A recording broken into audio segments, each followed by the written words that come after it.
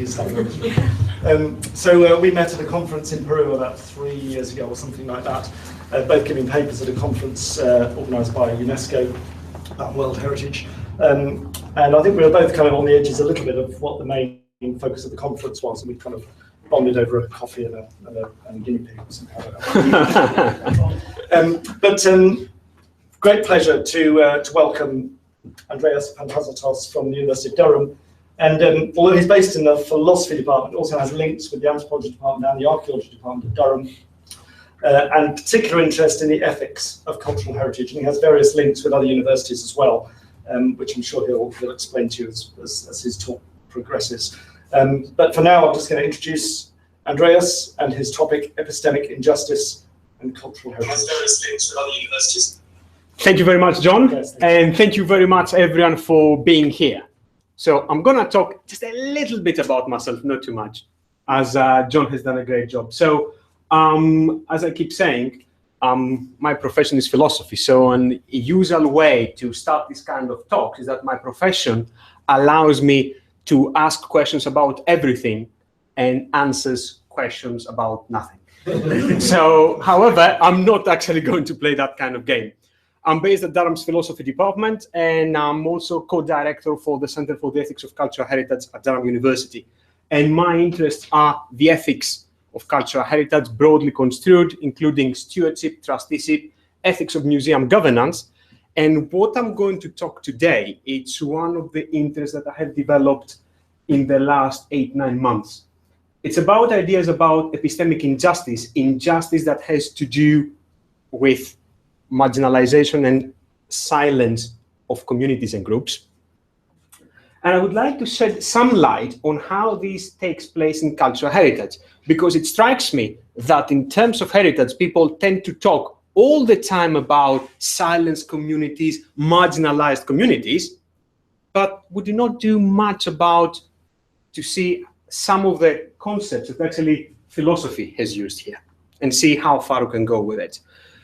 So, and let me start with something that it might be sounds iconoclastic here. We talk about Faro, European Convention about Cultural Heritage after Brexit. I'm not sure about this, but let's suppose that the Faro Convention has still relevance to what we do here. And I have to be honest with you, I take my inspiration to talk about Faro after having heard John talking about it at least 3 or 4 times around the world. Now, one of the things that actually strike me here is this. And you're a group of professionals here, so I'm pretty sure you feel comfortable enough with this kind of Article 4, rights and responsibilities related to cultural heritage. So, everyone alone or collectively has the right to benefit from the cultural heritage and contribute towards its enrichment. Everyone alone has the responsibility to respect the cultural heritage of others. Exercise of the right to cultural heritage may be subject only to those restrictions which are necessary in a democratic society for the protection of the public interest and the rights and freedoms of others. Now, I'm pretty sure when we look at this declaration, if you like, we feel proud of ourselves, thinking that we belong to this term, everyone. But how much we think of everyone when when people do their own work in the heritage field? Because everyone includes far more than the experts and the professionals, okay? And it strikes me that most of the heritage work or heritage understanding, very broadly construed, has to do with the experts and not with anyone else who might be part of the everyone. Okay, so let's try to see how far we can go with our understanding about everyone getting involved in heritage. So this is a quick map for our navigation for what I'm going to talk today. Now, my point of departure here is that I'm going to talk about heritage, broadly construed, and I'm going to relate it to some accounts of epistemic injustice. And I'm going to refer to what I understand as epistemic practices in in epistemic institutions that might include museums, heritage centers, and so on. And I will try basically to make 3 points. One is that when we talk about heritage, marginalization, and silencing of communities, we basically talk about one specific kind of epistemic injustice, which is called participant perspective. I will say more about it in a while. Then I will claim that actually when people suffer from participant epistemic injustice, what happens in relation to heritage is that the distribution of epistemic goods, such as acquaintance with the past or understanding of the past, is actually people suffer, do not really participate properly in this.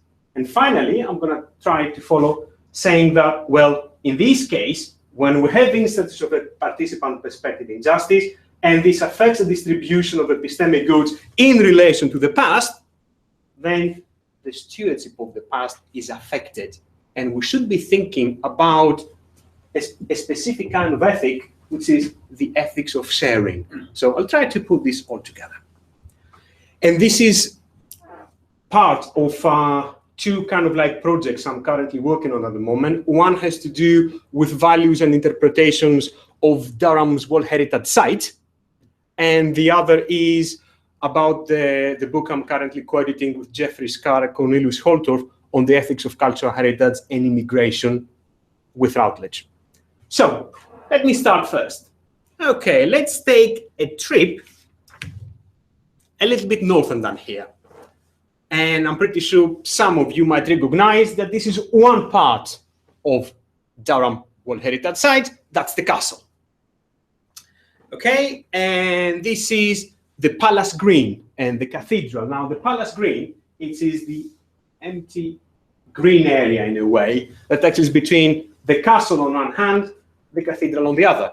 And the Palace Green was added in the 21st century. It's not part of the initial nomination back 1986, 30 years ago. This Friday, actually, we celebrate the 30 years anniversary. And of course, here, what else?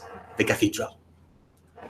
Now, places and landscapes, monuments, ancient buildings, and archaeological sites can be nominated to UNESCO's World Heritage List under the condition that they fulfill at least one or some of the 6 cultural criteria defined in the 1972 World Heritage Convention, including, of course, its revisions through periodically issued operational guidelines.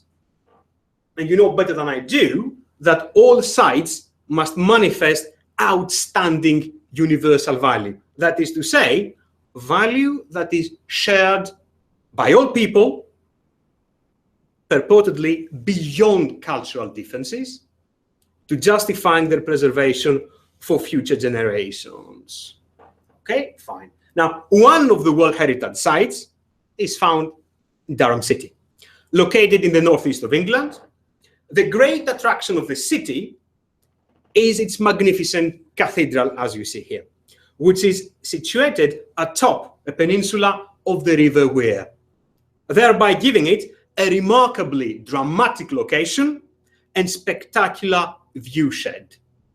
Now, the ancient cathedral and castle, historically the house of the Prince Bishops of Durham, subsequently donated to the university and now functioning as University College, were inscribed on the list 30 years ago.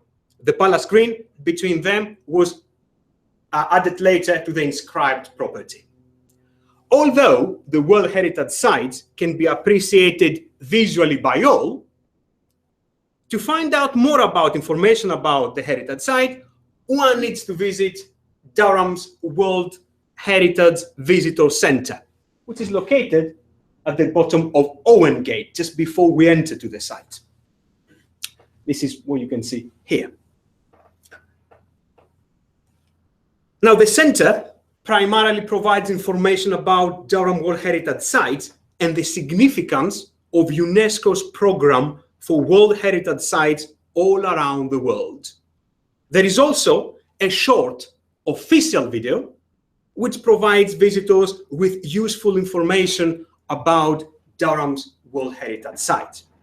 Now, during one of my recent visits to the centre, I realized that I had never taken really the time to watch this informative video.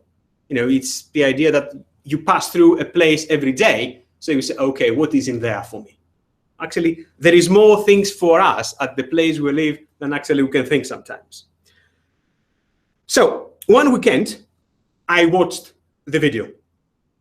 What I observed is that although the video supplies important information about the site, its buildings, and its many years of history, almost nothing is said about the variety of stakeholders who are related to the site, their interpretations and their multifaceted understandings of Durham's heritage site. For instance, there is no reference to the historic center of Durham City and its residents whose lives have been closely linked with the life of the cathedral. Now, as a friend of mine who watched the video with me put it succinctly, this is the following question: where is the city here?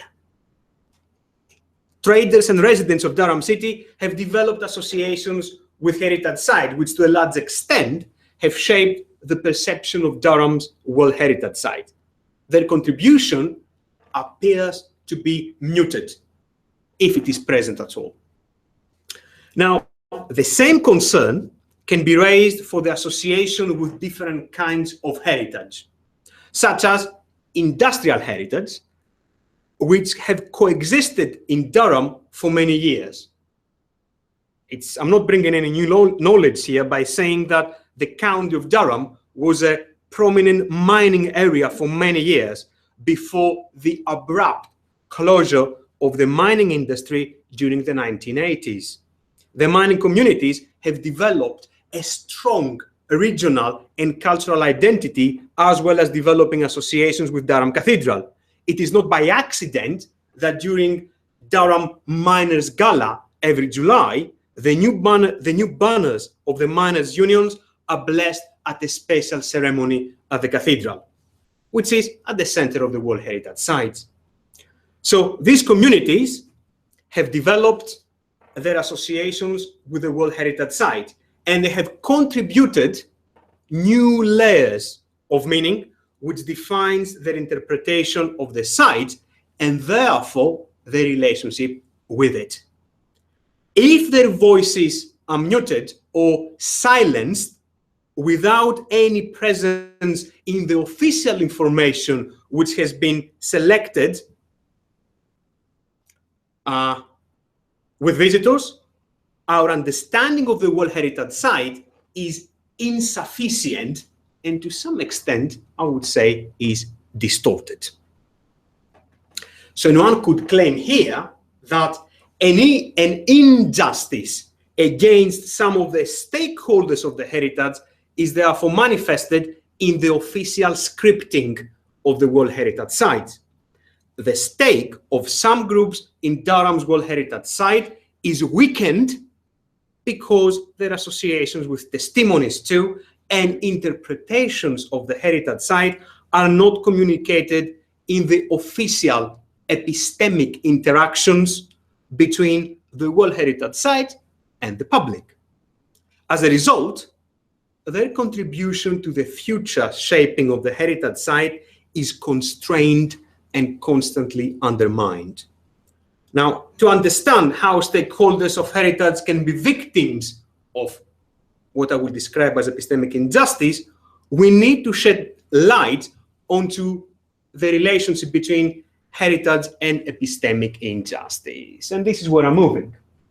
Before this, some remarks that hopefully we share about the relationship between heritage and knowledge. So, heritage, broadly construed, is what we inherit from the past. This includes material traces such as ruins, objects, structures of buildings of different purposes, religious and/or military, industrial, you name them, monuments and landscapes. We also inherit intangible things from the past, such as values, beliefs, traditions, and to some extent, social structures.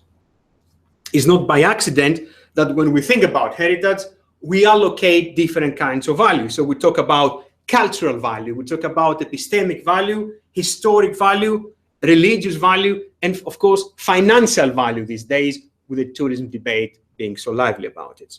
It's just only to mention some. But my interest for this evening's talk lies towards the epistemic value. So as I said, heritage is what we inherit from the past, but its significance is relevant for us in the present, and it is sustained for the future. Heritage, as I say, here is a dynamic process. What is understood as heritage today might be altered tomorrow. It is open to interpretation, and the different associations people develop with it add new layers on its meaning at any time. Hence, heritage does not really convey frozen knowledge and merely information about what took place in the past. Heritage sets in motion, via our interactions with what we have inherited from the past, a set of questions about our self-understanding, about engagement, our engagement with others, and our understanding of the world. Now, given that our interaction with what we have inherited from the past is central to the epistemic role of heritage, constraints that obstruct this interaction undermine, really, the epistemic role of different stakeholders of heritage. But how we can understand the whole idea about the epistemic role of stakeholders and the epistemic roles of heritage? Now, I tend to refer to a term which I have not really come across too many times in the literature, to what I have coined as heritage institutions. Now, heritage institutions, broadly construed, include things such as heritage interpretation centers, heritage site information offices, visitor centers, museums of different kinds, national and international authorities whose main concern is the protection of heritage. And my main claim about heritage institution is that these institutions are custodians, stewards of heritage, by exercising the duty of care for it. Now, in their capacity as stewards of the past, heritage institutions play a significant role in the acquisition and the transmission of knowledge about things from the past by employing epistemic practices. So the idea is that heritage institutions, you name them, pick up and choose from the list I gave you, they play the most important role in how we acquire knowledge from the past for the future and how actually this knowledge is transmitted. And you have a variety of stakeholders that play a role in the acquisition and the transmission of the knowledge. Now, these stakeholders can be informants, participants, as we'll see in a while, or can be both informants and participants. So, I said that heritage institutions actually employ epistemic practices. How many? We can distinguish two kinds of epistemic practices here, setting in front of you questions that I'm pretty sure in your profession or in your practice would tend to ask again and again. So, just pick up an example. Let's think of a set of Roman terracotta lights. So just an example here, courtesy of one of the terracotta lights can be found in the British Museum. So what kind of question we ask when we think about first order epistemic practice? Questions about material, size, shape, methods of manufacture, who made them, for what purposes, how did this particular piece reach us in the present, who found it, who excavated, if it's a product of an archaeological excavation, where was it found, what does this mean for this object or for these things. So all these questions, insofar as they ask about the materiality and material history of the piece, come under the umbrella of what I call here first-order epistemic practices. But there is also second-order epistemic practices that we need to be aware. There is, which is slightly different set of questions, which we can ask while we try to build our knowledge for this piece of Roman terracotta light. Now, what is the biography of this set? Has it been used differently over the years? What kind of associations and interpretations have been developed about it? Has the set acquired new layers of meaning that call for different modes of understanding?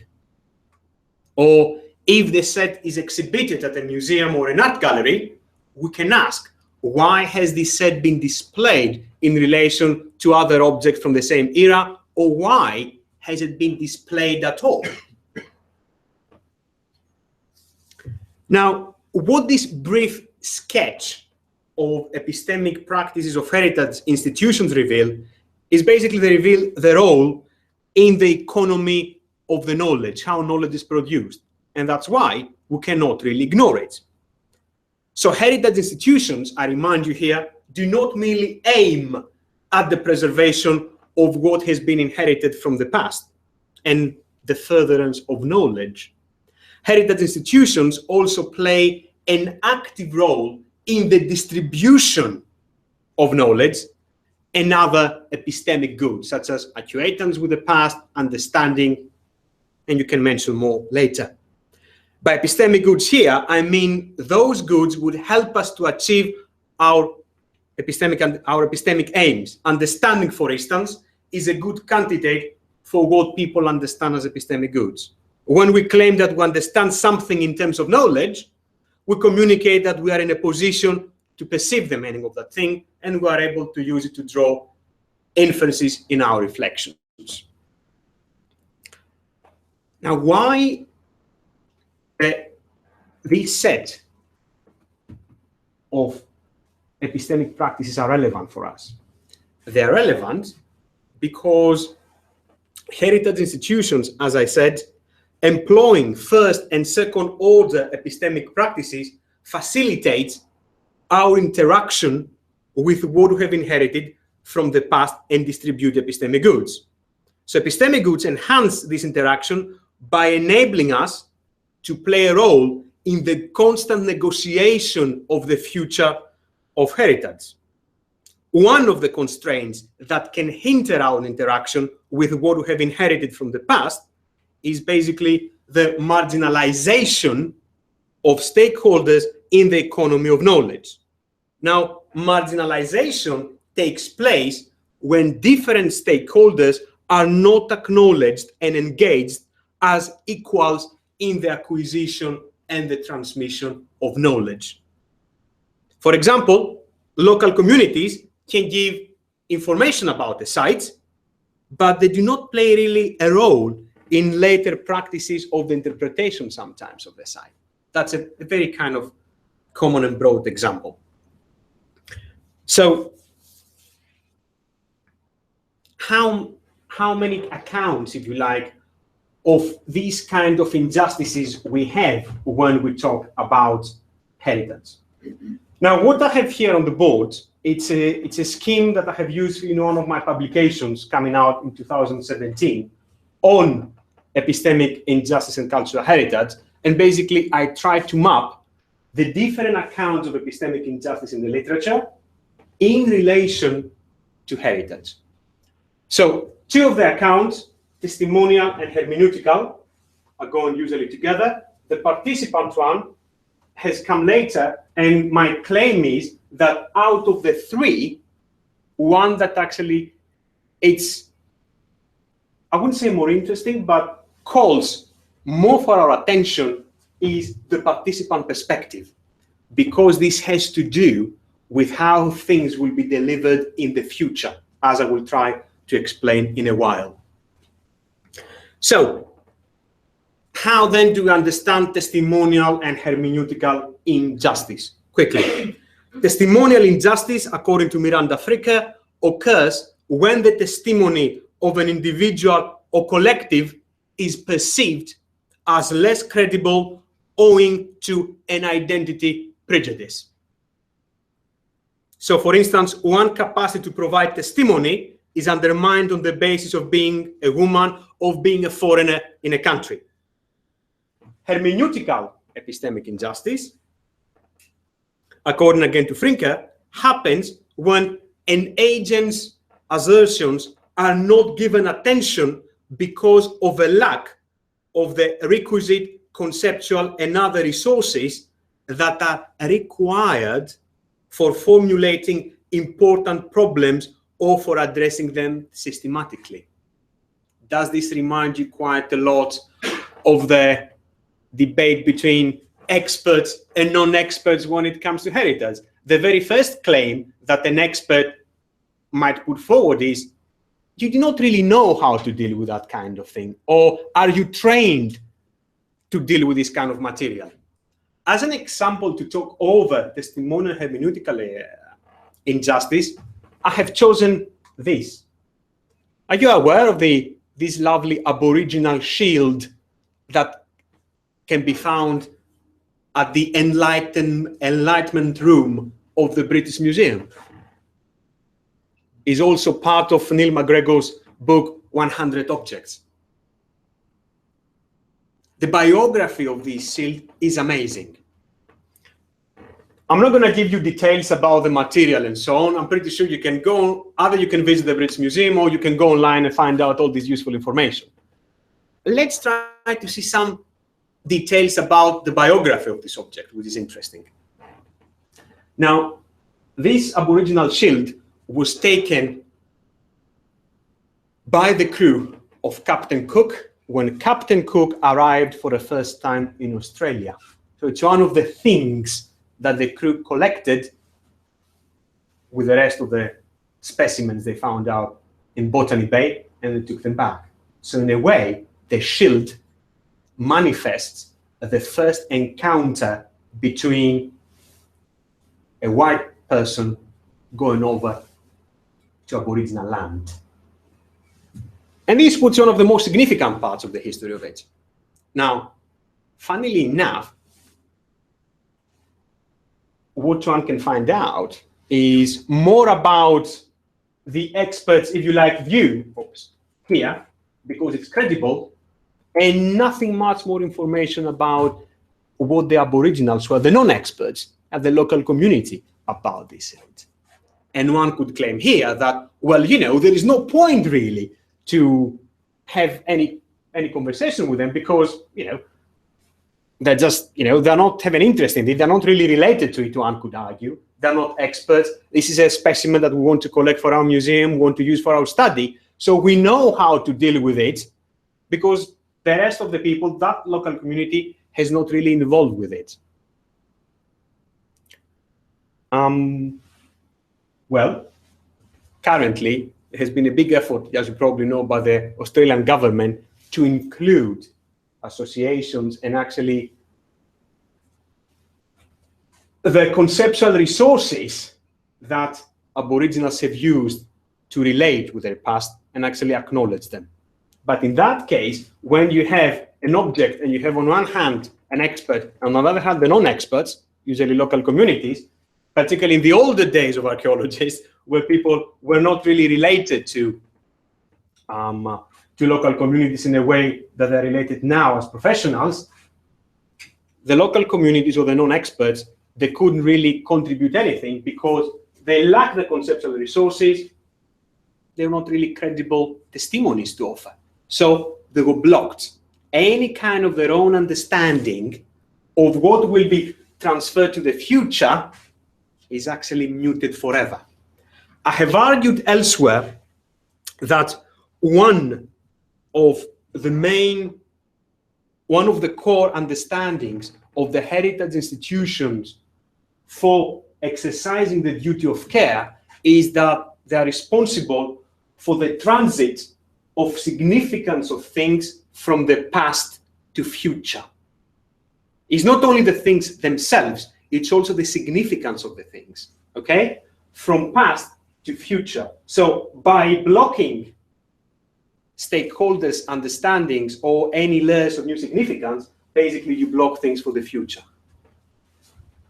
Now, my claim is that when we come to a specific kind of epistemic injustice, which I'm going to this in a while, to the participant perspective epistemic injustice, this is more relevant for the future dimension of heritage and the future dimension of the duty of care of heritage institutions. So how do you understand this? Let's pick up a different example. Oops. Let's go back to Durham.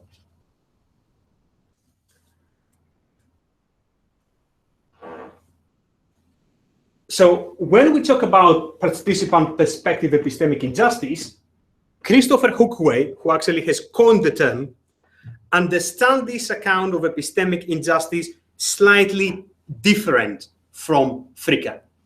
For Hookway, his account starts from the role of the agent in obtaining and transmitting knowledge. He points out that there are different epistemic roles which one can take in the economy of knowledge. Hookway distinguishes between being an informant and being a participant.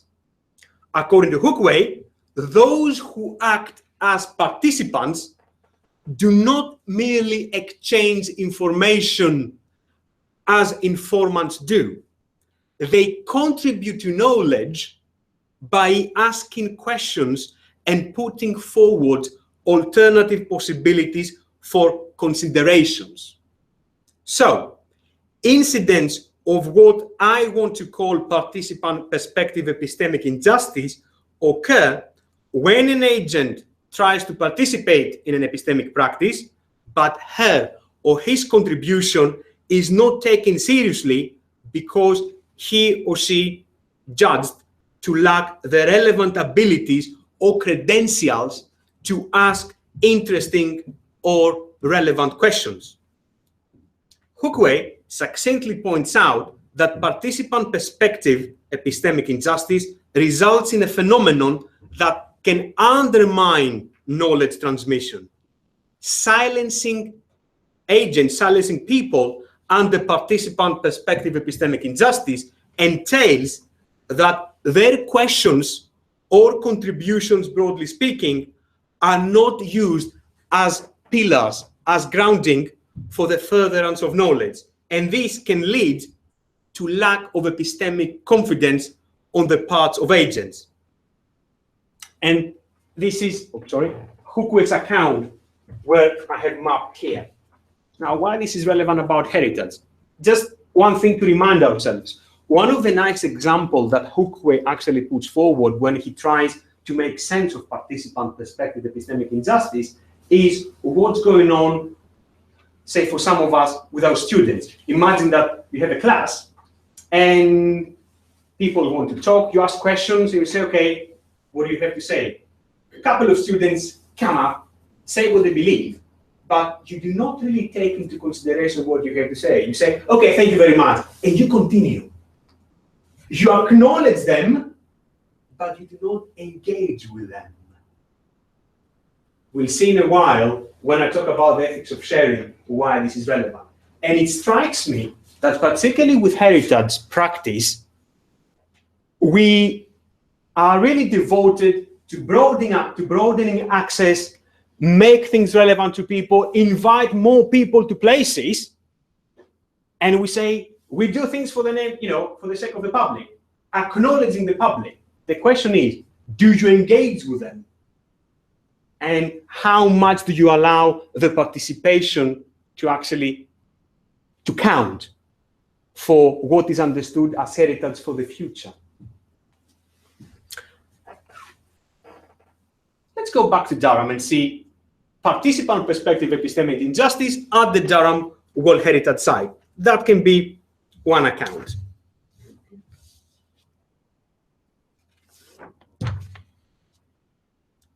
So recall what I said about the official narrative of Durham's World Heritage Site.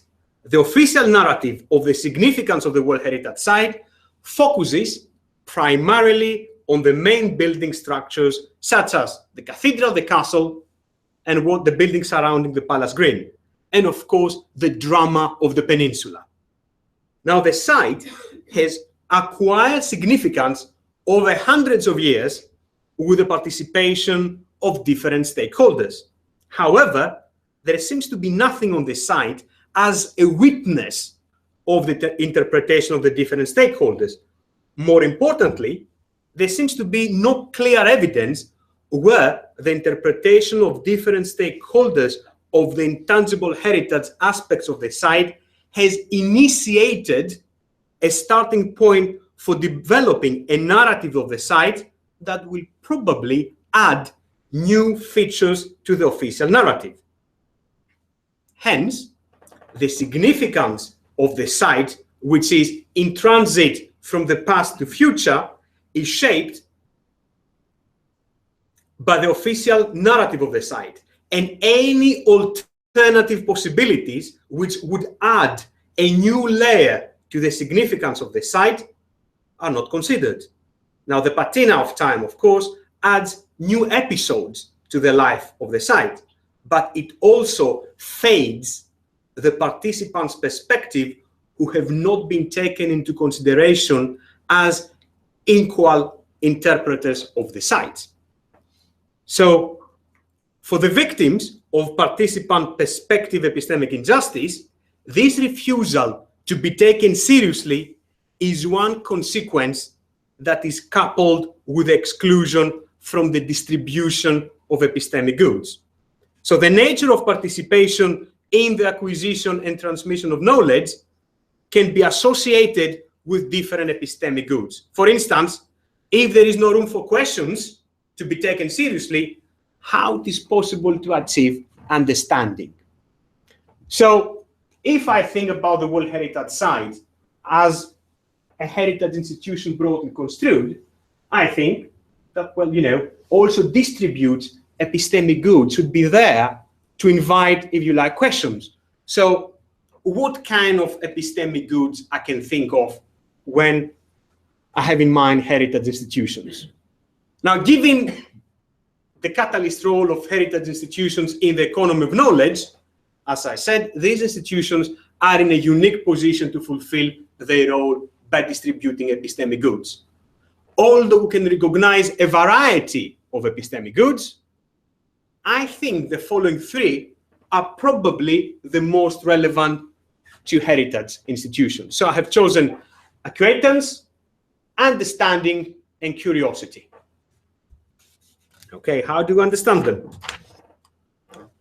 Now, acquaintance depends on asking pertinent questions about what has been inherited from the past, floating ideas and drawing connections between different kinds of aspects of heritage. In this case, when we talk about the past, I'm pretty sure you know better than I do, is that actually talking about truth in the past is not going to take us anywhere. So the closest then we can go with association with the past is acquaintance. So as an example here, I use Hadrian's Wall, as you can see in the picture, in the north of England. By visiting and walking along the wall, one is able to see where the wall has been and the material from which it was made. But one cannot be assured how the wall was and how it functioned for the Roman soldiers who used to reside in that area. One cannot make confirmed judgments about the relationship between the wall and the local residents on both sides of the wall. And of course, the wall and the landscape around it have acquired their own life in contemporary times, including many different associations developed over the last 2 centuries. All these cannot be provided by one set of recognizable, objective, and universal criteria, which can be applied to suppliers with knowledge about the wall. So different stakeholders can only familiarize themselves with some aspects of Hadrian walls by asking questions which aim to capture the picture of what the wall used to be like at that time and how it has been developed during the times that followed its foundations, use, and later excavation. So this kind of acquaintance puts us in a position to inquire and float ideas about many aspects concerning the wall. Of course, we can say more things about acquaintance, but I don't want to bring more details here. Another kind of epistemic good beyond acquaintance is understanding. Heritage institutions facilitate understanding of how we can begin to grasp details of the past, even though I have pointed out that while our insight into the past might be limited. Our understanding of what we have inherited from the past entails a grasp of the continued significance of the past for the present and, of course, the future. So what is inherited from the past is fabricated, and so understanding of the past and its significance seems to be a difficult task. One should not forget that the knowledge associated with heritage is situated in particular social and intellectual circumstances, and it thus depends on a larger context. Consequently, it's open to alteration and interpretation. So once again, referring to Hadrian's Wall, understanding of Hadrian's Wall is expanded beyond the process of gathering information about how the wall was built and the life of Roman soldiers there. This information is sufficient to enable to make inferences from a wall guarded by a soldier to one of its use and major interpretations that the wall was probably the physical frontier of the Roman Empire. So that's one way how to think about understanding. And finally, something that we tend to talk all the time when we think about the past, curiosity. Now, curiosity, broadly construed, I would say, is more akin to heritage institutions than its synonymous term inquisitiveness. Why? Because heritage institutions are more concerned with providing diverse stimuli for wonder than providing a framework that elicits good questions and requires from their stakeholders to be able to ask good questions. But why curiosity in heritage? Given that heritage is both subject to negotiation and open to interpretation, to exercise curiosity within heritage institutions is to give to participant stakeholders the chance to unlock the multiple possibilities of heritage. By doing this, stakeholders can reveal aspects of heritage and its future because they can consider alternative possibilities for the significance of what will be inherited in the future. And I use as an example here the throne of weapons, again courtesy of the British Museum, a chair made out of parts of rifles, mainly AK-47s, and other weapons welded together. The chair is part of the Swords into Plowshares project from weapons collected after the civil war in Mozambique. Now, wondering about this project, we can ask questions about how it was assembled or why people this object to talk about the war.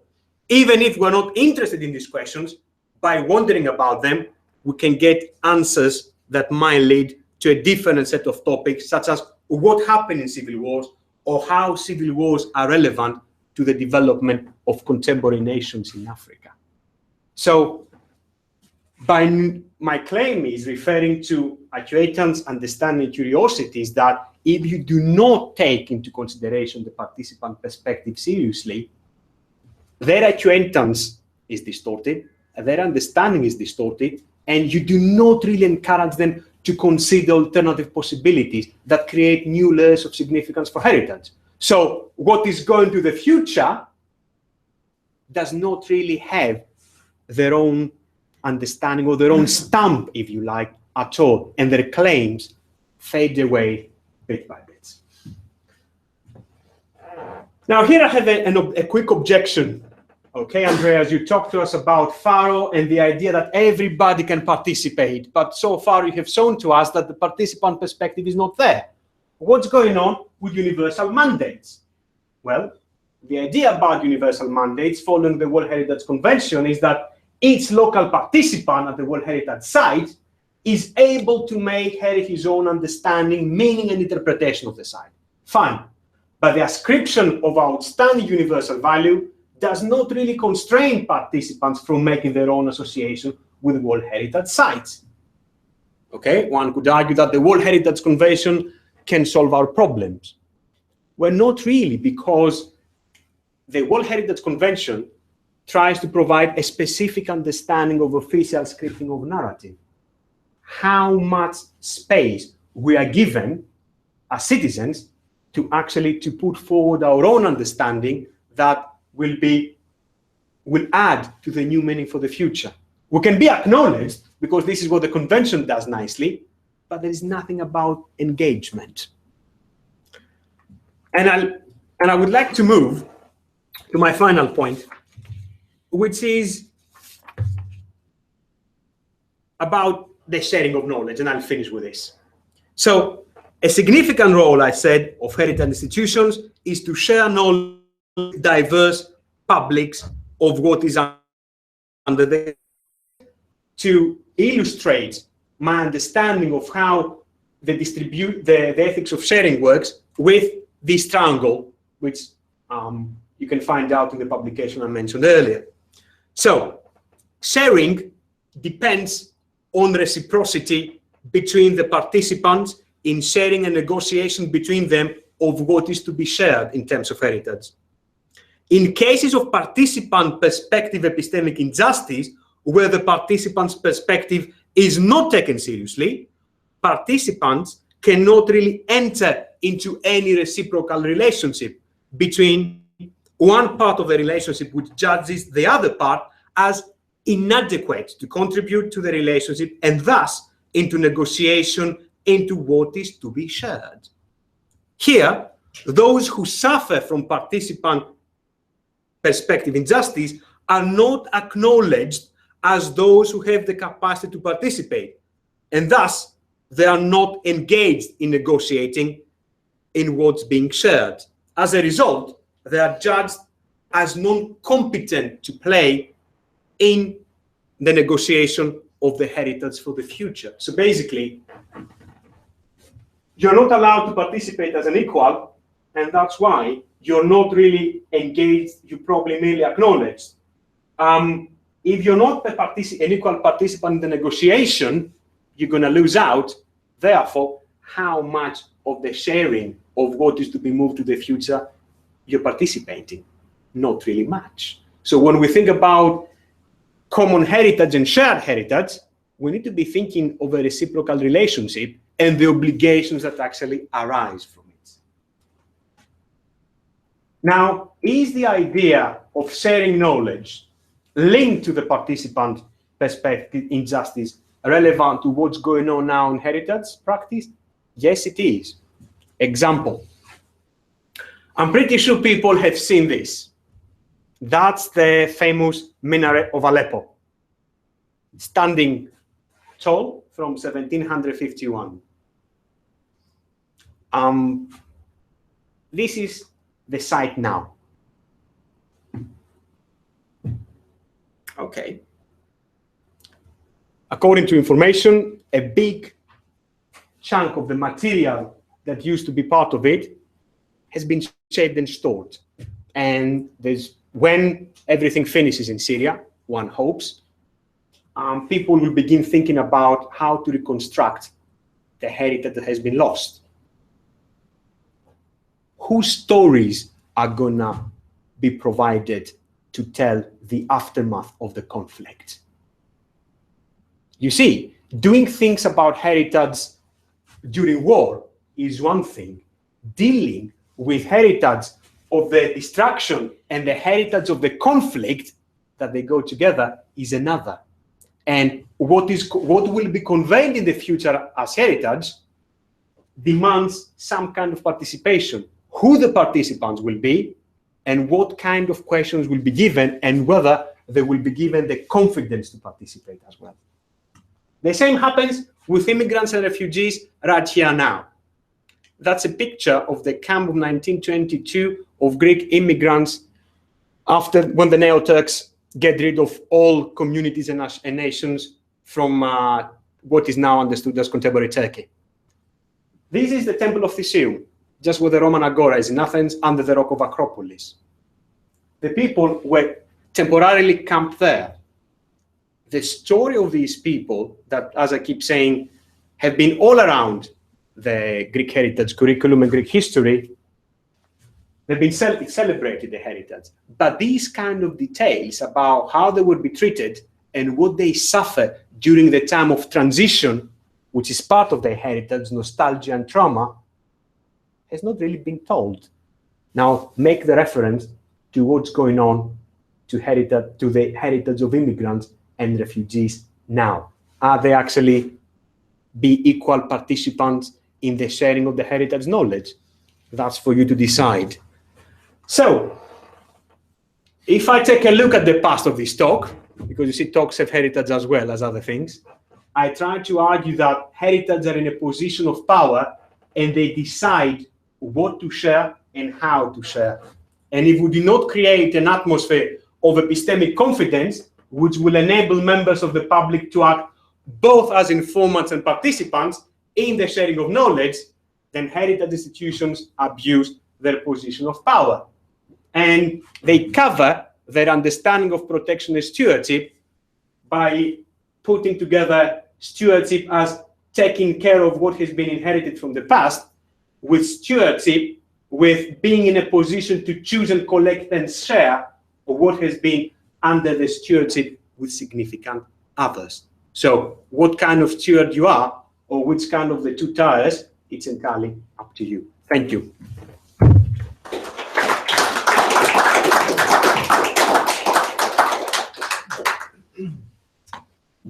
Thanks, Andreas, very much. Very thought-provoking, very relevant to what we're all working on at the moment in our programs and PhDs and so on. So thank you very much. So we have time for questions, or thoughts or observations. Yes. I'll go, John, thank you. Before I forget it. The Durham site, World Heritage Aspect, you identified two groups that participated. One, the miners, having their banners placed, and the other, the local community. Yeah. Now, we talk about participant injustice and they're not being represented. Yeah. I just want to run through with you. Those two groups, as an example, may not be participating in that site as a heritage asset. Yeah. For the miners, it may be just a local open space where they participate with the religious elements of the site. Again, for the members of the community, they live with it. It's like living in or near York, you have a different relationship with it. Yeah. And for them, it may just be a parish church, fantastic as it is. Correct. So the point is, their participation may not be as a heritage asset. Yeah. Does that mean they are not suffering injustice because they don't recognise it as a heritage asset, or the fact of participation means that they are suffering from not being recognising it as a heritage asset? I think I've got to where I thought it was going. Yeah. Thank you very much for the question. Okay. Personally, I tend not to use the term asset, because you see, from the time you use the term asset for heritage, immediately I have to accept that what is important for heritage is things have a finite character, therefore I need to think about sustainability. And I'm not sure that I agree entirely with thinking heritage primarily as things that have finite character. Let's accept, for the sake of the argument, that I go along this line.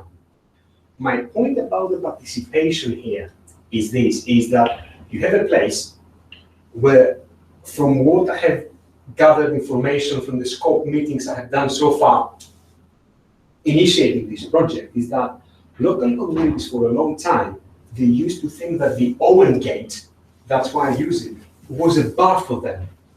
Beyond that point is the clergy and the university. They were not really felt that this was their place. So, one point here, going back to what you said, their decision not to see this place as a heritage asset is something that actually was imposed on them, or it's just something that happened. That's one thing. Second, even if younger generations want actually to see this as part of their heritage, of their past, of their associations, is there anything there that invites them to actually express what they think, how they feel about the place. And it strikes me that there is nothing there that is welcoming this kind of storytelling about, I'm part of this here as well. Even if I see it as a parish church. That's my fear. I can see where you're coming from, and I think it's a very good question is this, okay, we talk about stakeholders are participants, but do these people want to participate? That's fine. I agree with this. That's a tricky question and needs to be addressed. But my question is, do we make available to these people that if they want to participate, they can, first and foremost? Give them the choice and let them to decide. It's not clear to me whether these people will give them the choice, and particularly the younger generation. That would be my answer. Just building on that then, so if you did give people the opportunity to share, do you think that they would be like rushing forward ready to share, or actually do you think it's that triangle you talked about? I wondered whether, triangle sharing, whether people would take up the opportunity, or whether actually, the miners, my family are miners from County Durham, Sure. and they don't take very kindly to students, and it's town and gown. I went to Durham University actually as a student. So I understand this. even though my mum lived not far from there, there wasn't much crossover. I wonder how much of that is lack of opportunity versus lack of willing. Do you sort of, I see what you're saying. That okay, if we believe that heritage is an asset, going back to what you said, that breaks down barriers and bringing people together, can we use that space to put these people together? I'll give you an example referring to Durham Heritage Site. I was surprised to find out that the green grass area of the Palace Green, you were not allowed to step on it till 2003 if you're not a member of the Cathedral of the Durham University. yeah, I have my graduation on it. Yeah, I did as well, because I did my PhD at Durham. No, I was university. But this is telling, I think, to, okay, Us and them type. let's try to, now there has been an enormous effort to actually use the space and welcome more people, and this kind of step has been taken, and I'm very happy to see this. You see all kinds of events at any time of the year, and people actually use it, okay, which is the first step, so people can start build some kind of acquaintance with the place, okay? That's one thing. Second, the willing. The idea about this is how much you provide an opportunity to make these people feel, if you like, that this is part that actually is of their own life, what they can say about it. And a good example that I have in the paper, but I did not have time to mention, is that in September 2015, I was lucky enough, when I was a visitor at the University of Illinois Champaign-Urbana at the Collaborative for Heritage Management and Policy, where my colleague Helene Silverman is there. She took me to Springfield, the capital of the state of Illinois, which I did not know. I confess ignorance, I was Chicago was the place. So at Springfield, there is a fantastic museum about Abraham Lincoln. Towards the end of the exhibition, as you walk around, they have given to the public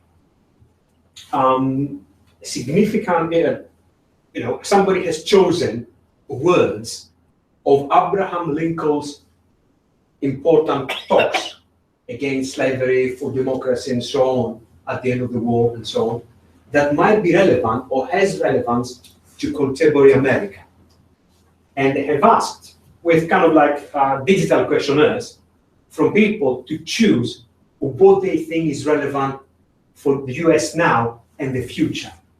And they say that by, I do not remember, by that year, when they will collect all this data, actually they will try to publish it. So for me, that was an interesting step of inviting people to ask questions about certain things from the past. Because the idea about the participant epistemic injustice is you have questions about these kind of things. What about this? What about the other? And you want your questions to be heard, to be taken onwards, to create something new. Somebody's going to pick up and use and say, hold on a minute, you said something interesting here. it's like when we give a talk and we have questions, and you might have the speaker that will say, yes, whatever. Imagine if the speaker did something like this to you, you begin thinking, was my question good? Was my question relevant? No, my question is relevant. You begin really doubting yourself. So you're not confident to participate, and that's why I think the possibility of offering people the space that actually you can engage and you can do things, and we take you seriously here and want to hear from you to develop from what you're going to say is important. I think confidence really resonated when you were talking about that it's a bit self-fulfilling. If people don't have confidence, they won't contribute. If you don't see them at a peer level, they won't have the confidence, they won't contribute. Is that? Exactly. You know, if you go somewhere and you ask questions and people don't pay attention to you, why do you bother? Yes. So as a result, could we say that universities are also kind of heritage institutions or even industries? And this is the first question. And the second question actually is more a comment that when it comes about to a participant's role as it concerns heritage and immigration, the only good example that comes to my mind is what an academic was presented a few months ago in Cambridge about a program in Berlin. I think I was there as well. Yeah. Yes, and it was about actually Syrian refugees that had the opportunity finally, after many months of running all around Europe in order to escape from war and racism, to go to the museum and actually talk about Syria's heritage inside the Berlin's museum. So it was something, it was giving them hope on the one hand, and on the other hand, it was giving the local German community the opportunity to discuss with the refugees on the one hand, and the other hand, to discover the heritage that is inside their museum from another country. So it was something it really surprised me. But unfortunately, for example, in Greece, this is not happening over here. Well, you know, because you were at that talk, hold on a minute, I used this picture there. Okay. Getting back to the 2 points you mentioned. Thank you as well for the points you raised. Number one, whether universities can be understood as heritage institutions. That's an interesting question. You have to be careful here, because we're university employees, okay? That's one thing. Second, given that probably we might agree for a definition of heritage that is broadly construed, we can actually claim that universities somehow continue or convey the heritage of the very first idea of what university should be or is. Okay? It's a kind of a social structure about education and so on. And in that case, you might begin thinking how well they fulfill the duties of taking care of what was delivered from them as a university education, thinking of a universal human being and what this entails. I'm not going to go to the question about university and industries. That's a tricky one, and I don't think we have the time to do this. Going back with immigrants. Given that I have started working on basically my idea about epistemic wrongs, epistemic harms, came from the book I'm co-editing with Cornelius Hodloff and Jeffrey Scarr on ethics, immigration, and cultural heritage. Is the first thing that struck me when we think about immigrants and heritage, and I was discussing this earlier with John. Heritage and what it means to immigrants and refugees is not really taken into consideration to a large extent, I would say, from political scientists and people who do things on national identity and so on. People are happy to refer to culture, but not to heritage. And when you talk to these people, they will carry things themselves as what is a kind of probably a perceived, an imagined link of the land they left, or what is important for them and their family to continue to build a new life. Okay? So, in participation with heritage for them is they are participants active in what happens to them. My concern is, will they be given the chance to shape their own heritage for the future. And my concern comes from the following. This is a picture, is a picture of a digital museum in Athens, in Greece, which opened in April 2015. That's the first museum in Athens and in Greece, official kind of museum, as one might understand museum is official, on Greek immigrants. So basically, as I mentioned, 1922, we had a huge wave of people that actually were displaced because of the developments at the end of the Ottoman Empire and so on. We have about 1.5 million, even more, Greek native and Greek-speaking people from the Minor Asia area, Smyrna, and so on, to move to Greece.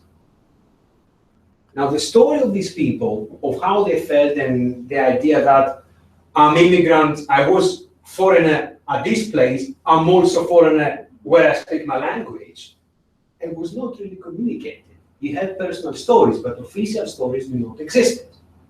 Okay, so that's the first museum that puts forward the story of the two cities, Smyrna in Minor Asia, and New Smyrna, the municipality and area of Athens, where the vast majority of the people from Smyrna found a place to live.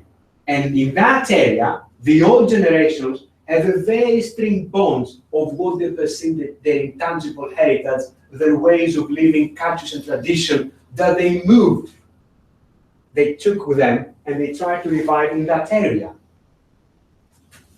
But I have to confess, as somebody that I have an interest in heritage and I grew up around museums and so on, when I saw that picture for the first time, I didn't believe it. The Temple of Isis is a beautiful place to walk around next to the Roman Agora in Athens. It never occurred to me that it could be used as an immigrant's camp.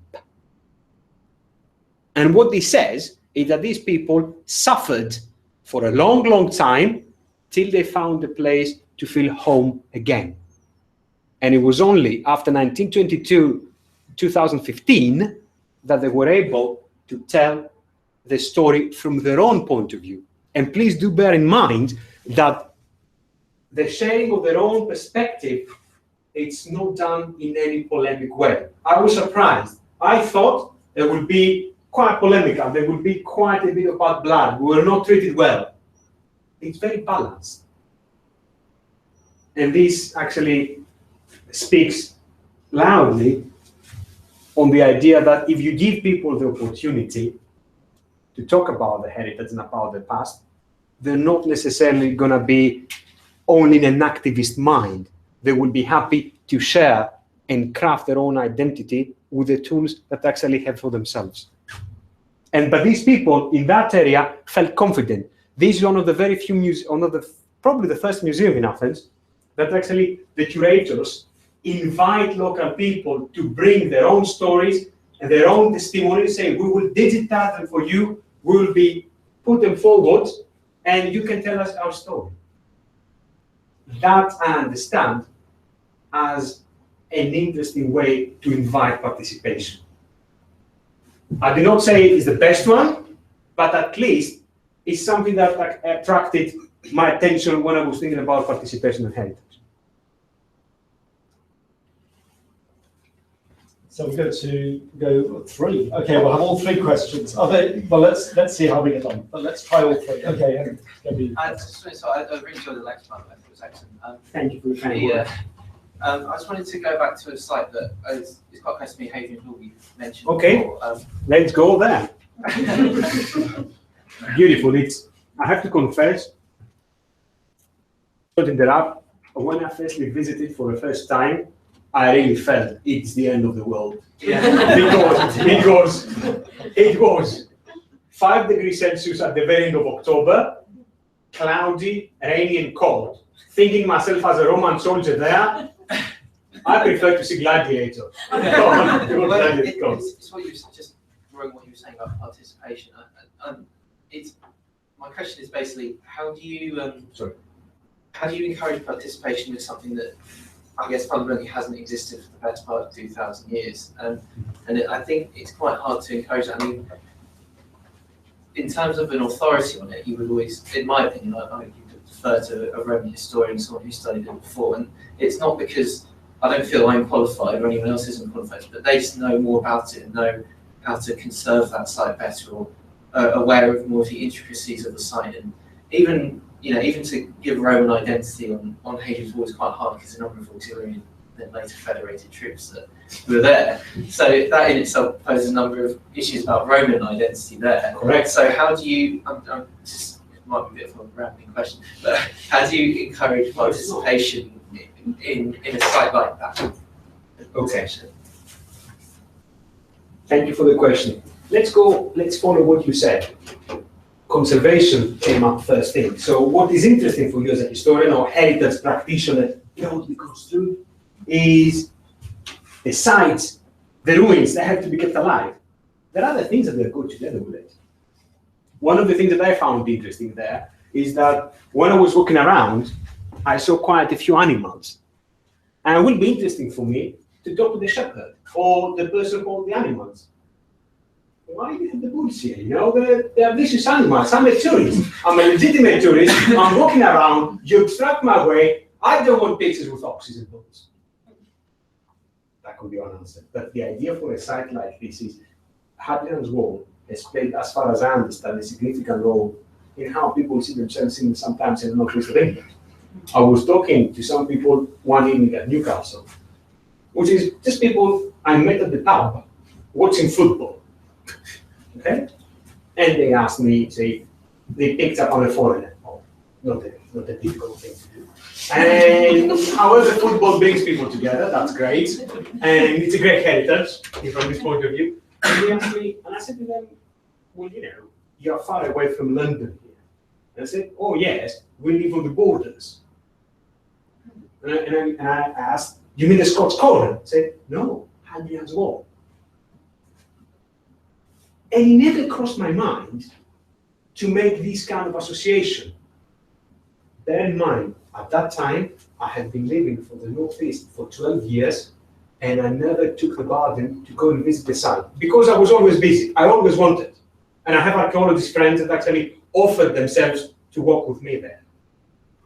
Within 4 or 5 months, I made the point after I heard this to go and visit the place for the first time.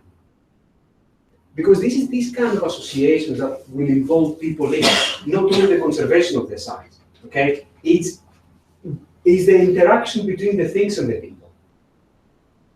This is significant in understanding as heritage because they refers to ruins. And the canon for heritage is ruinology, as we would say. But you say, here is also ruins and rubble. Nothing romantic about it, is it? Not really much. Somebody could argue. Whereas here, in the old days, if you go back to the wall, you think that's particularly this kind of picture has been done and so it's far more attractive.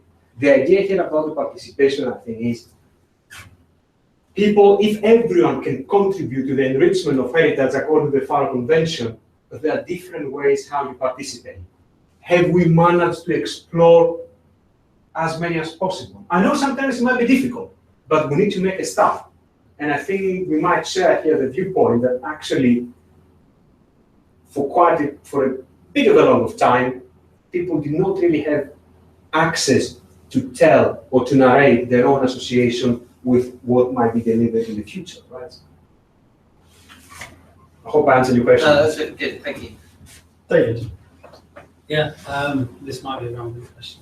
I was thinking about Aleppo when you had the picture on there, and Okay. I'm wondering, do you see a difference in the problem and therefore the solution if somebody's exclusion or the injustice is created by, in that case, kind of a huge situation that isn't, nobody decided, well, what we'll do is we'll do this and therefore destroy that monument and deprive whichever community of the chance to rebuild it, potentially. That wasn't the cause. It might be the result, it's not the cause.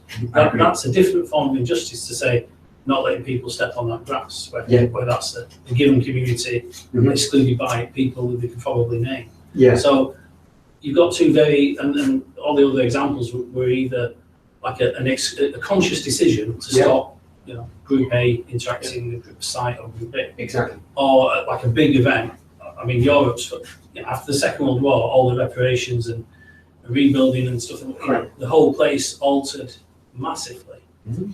But that wasn't a preordained plan or intention. So is there a kind of a big difference between unforeseen consequences, which do what you describe, and intentional kind of exclusions, which might have the same outcome but are very different in cause? Are they not just unrelated, really? Okay, thank you very much for the question. Very precise to the point. I use the example here, if you like, not as a case that defines participant epistemic injustice. I'm using it more as a kind of a thought experiment of the application of the participant epistemic injustice in the future. And what I mean by this is the following. There is going to be, I say, a reconstruction of the moment. Now, for the reconstruction, there are certain activities that will be taken around, certain viewpoints that will be taken around. Now, I'm going for this because reconstruction, one could argue, is basically I'm remaking heritage, I'm rebuilding the past. That can be one viewpoint. Now, in this rebuilding the past, you convey certain piece of information of what has happened. Now, what you can say, okay, I found the rubble here. This argues to be follow Venice Charter, independently of what we feel about it. World Bank funds it as it did with the Bridge of Mostar, an iconic heritage site. Okay, what we do in this case is this is how we do. Okay, but what happens here? We have that building was taken down by civil conflict, by COVID. That's part of the reconstruction, the story of the reconstruction. I'm going to say it or not. And you will have, as far as I understand, in Syria, there are multiple kinds of heritage that are related to the mosque or related to Islam or not so closely related to Islam. Are these people that are going to be invited somehow to participate and say how they understood the fall of the mosque, of the minaret, or not? So I'm thinking more how we deal, what kind of story we set when we're creating the heritage for the future of a conflict. And I use this as an example because I can easily, let's put it like this. I was saying to John earlier, we're talking about something that happens in Greece. In Athens in 1941, you have an enormous amount of civilians who died. According to historians, newspapers, there is evidence where the piles of the dead people used to be collected, starved people.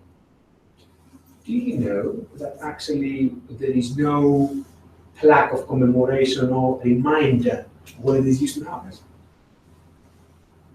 In my eyes, this is a significant thing. We celebrate that actually we fought the Nazis. That's great. And we don't commemorate that thing. It's a high toll that the state paid. Not talk about it. You might wonder why.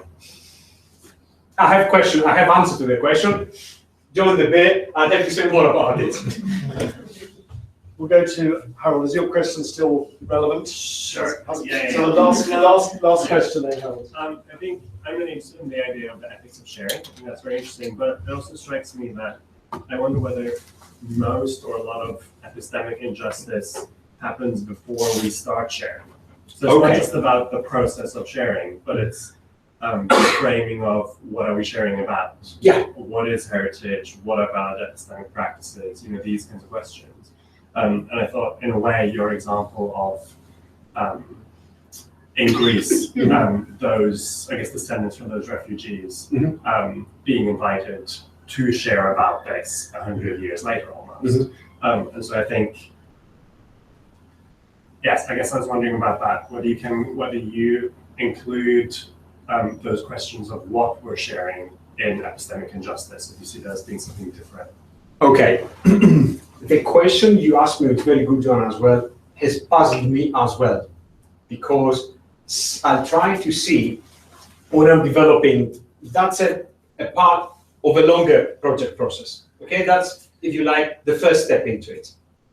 And I'm trying to find out whether the ethics of sharing is a new understanding of ethic that we should be applying when we think about stewardship, because heritage is necessarily something we shared, or it's something that it's not really relevant and we need to build the case much stronger for it.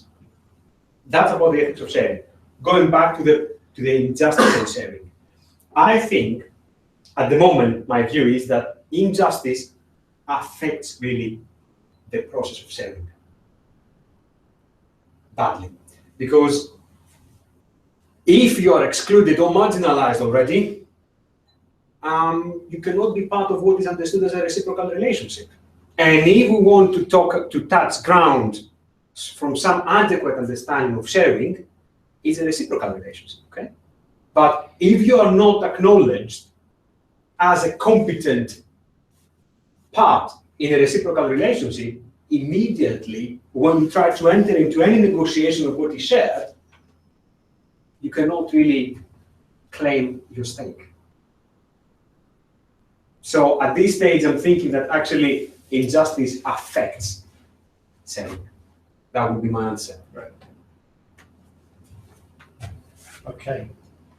Andreas, thank you so much. I don't think we've had such a range and so many questions actually for any of our speakers this term. So you obviously provoked a lot of ideas and thoughts, and my pleasure. You went from the Romans to football to I don't know, you went all over the place. That was fantastic. Really interesting and great talk. Thank you very much. Thank you very much for inviting me. Thank you for your participation. So we're going to go to the Eagle and Child. I'm going to take Andreas for a bite to eat and a beer at Eagle and Child. So you're all very welcome to come join us there.